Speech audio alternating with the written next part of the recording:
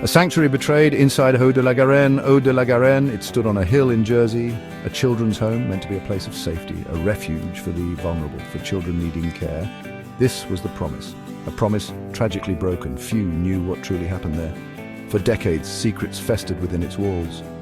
The period of intense suffering, mainly the 1960s through the 1980s, children arrived expecting sanctuary. They found something else entirely, a betrayal of innocence, a betrayal of trust. The island of Jersey itself, known for finance, for quiet holidays, a picturesque facade. Yet this institution hid a grim reality behind its imposing stone exterior. A different world existed, one of fear, one of pain, children as young as 4. Their worlds were shattered here, their voices systematically silenced. Threats kept them quiet. The system was meant to protect. Instead, it enabled the tormentors, a dark chapter for Jersey. This home, once a symbol of care, became a byword for abuse. The very people entrusted with protection became the perpetrators of horror. Imagine arriving as a child, confused, perhaps already troubled, hoping for kindness, for stability, only to find oneself in a nightmare that lasted for years, the island's secret shame. Whispers from a house of horrors, the abuse endured. The children faced unimaginable cruelty. Physical torture was routine. Brutal beatings were common, locked in dark rooms for days, isolated, terrified, alone. Stinging nettles used as whips, electric shocks were mentioned. These were not isolated incidents. This was a system of control, a regime of terror. Sexual exploitation ran rampant, a truly sickening aspect of the abuse. Survivors spoke of unspeakable acts. Some recalled being offered to visitors, wealthy, powerful individuals, it was said. Children treated as commodities, their bodies not their own. The innocent stolen was irreplaceable. The psychological scars profound, a deep, dark violation. Then there were whispers of trafficking, even more sinister if possible.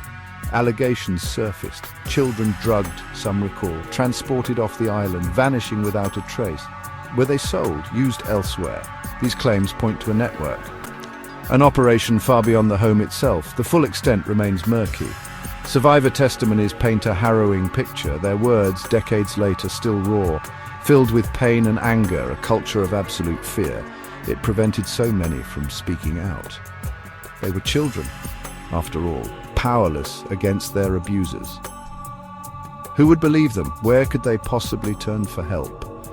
The silence was part of the abuse. Unearthing the unspeakable investigation and obstruction. In 2008, the silence finally broke. Police launched a major investigation. Operation Rectangle, it was called. The world watched, horrified. News crews descended on Jersey. What would they find? The dig began at Haut de la Garenne, searching for evidence, searching for truth. A grim task unfolded. Underground chambers were discovered, cellar-like spaces beneath the building, makeshift soundproof punishment rooms. Shackles were reportedly found, human bone fragments initially announced. A child's skull, the first headline screamed. Later, this detail was revised. A coconut shell, officials clarified, but other bone fragments were human. Though their age became a point of contention, the investigation faced immense challenges, allegations of a premature shutdown. The lead police officer, Lenny Harper, he spoke of political pressure to stop digging too deep. Were powerful people being protected? Files reportedly went missing. Whistleblowers found themselves discredited, a familiar pattern, some might say. When institutions face scrutiny, the authorities' response was questioned. Was there a deliberate cover-up? Many victims felt so. The Jersey establishment seemed defensive. The term "the Jersey Way" emerged, describing a culture of secrecy, protecting its own, resisting change. Despite hundreds of allegations, despite harrowing testimony, holding power to account proved difficult. The lingering stain, seeking justice, remembering the lost. An independent Jersey Care inquiry followed. It began its work in 2014. Over 600 witnesses gave evidence. Their stories laid bare decades of failure.